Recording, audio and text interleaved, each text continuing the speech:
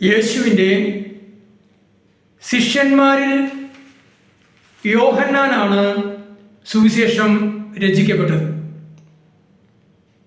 നാം ഇന്ന് മറ്റൊരു യോഹന്നാനെ കുറിച്ചും ഇവിടെ മനസ്സിലാക്കേണ്ടതുണ്ട്. എലിസബത്തിൻ്റെയും സക്രിയയുടെയും പുത്രനായ യോഹന്നാൻ, സ്നാപക യോഹന്നാൻ എന്നാണ് ആ പേരിലാണ് അവിടുത്തെ അറിയപ്പെടുന്നത്. യേശുവിൻ്റെ ശിഷ്യന്മാരിൽ ഒരാളായ യോഹന്നാനും മറ്റൊരാൾ സ്നാപക യോഹന്നാൻ. പേരിൽ ഒരു പേരാണ് എങ്കിലും രണ്ട് വ്യക്തികളാണ് എന്ന് നാം മനസ്സിലാക്കേണ്ടതായിട്ടുണ്ട്.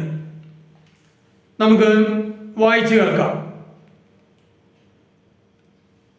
ദൈവം അയച്ച ഒരു മനുഷ്യനുണ്ടായിരുന്നു. അവൻ്റെ പേര് യോഹന്നാൻ എന്നാണ്. അവൻ സാക്ഷ്യത്തിനായി വന്നു, വെളിച്ചത്തിന് സാക്ഷ്യം നൽകുവാൻ, അവൻ വഴി എല്ലാവരും വിശ്വസിക്കാൻ. അവൻ വെളിച്ചമായിരുന്നില്ല, വെളിച്ചത്തിന് സാക്ഷ്യം നൽകാൻ വന്നവനാണ്. എല്ലാ മനുഷ്യരെയും പ്രകാശിപ്പിക്കുന്ന യഥാർത്ഥ വെളിച്ചം ലോകത്തിലേക്ക് വരുന്നുണ്ടായിരുന്നു. അവൻ ലോകത്തിലായിരുന്നു, ലോകം അവനിലൂടെ സൃഷ്ടിക്കപ്പെട്ടു, എങ്കിലും ലോകം അവനെ അറിഞ്ഞില്ല. അവൻ സ്വജനത്തിൻ്റെ അടുത്തേക്ക് വന്നു, എന്നാൽ അവർ അവനെ സ്വീകരിച്ചില്ല.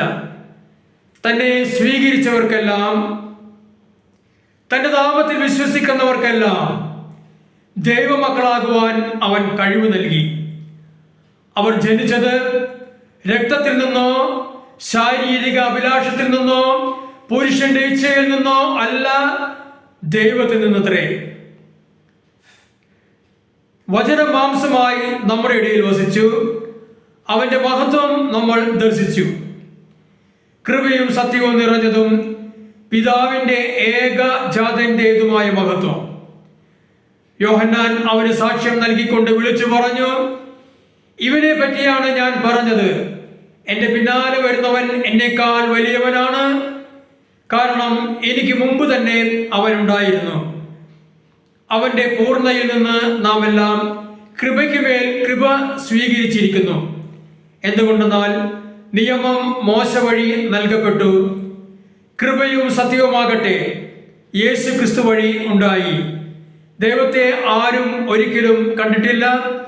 പിതാവുമായി ഗാഢബന്ധം പുലർത്തുന്ന ദൈവം തന്നെയായ ഏകജാതനാണ് അവിടുത്തെ വെളിപ്പെടുത്തിയത്. ഈ വായിച്ചു കേട്ട സുവിശേഷ ഭാഗത്ത് നിന്ന് ഏത് വചനമാണ് സ്പർശിച്ചത്? ആ വാക്യം ഒരു കടലാസിൽ എഴുതി വയ്ക്കുക. ഇടയ്ക്കിടെ ഓർമ്മിക്കുവാൻ ശ്രമിക്കുക.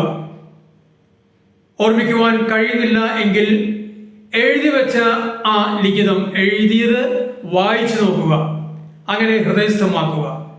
വചനം പഠിക്കുകയും വായിക്കുകയും ചെയ്യുവാൻ ദൈവത്തിന്റെ പരിശുദ്ധാത്മാവ് ഓരോ മക്കളെയും അനുഗ്രഹിക്കട്ടെ.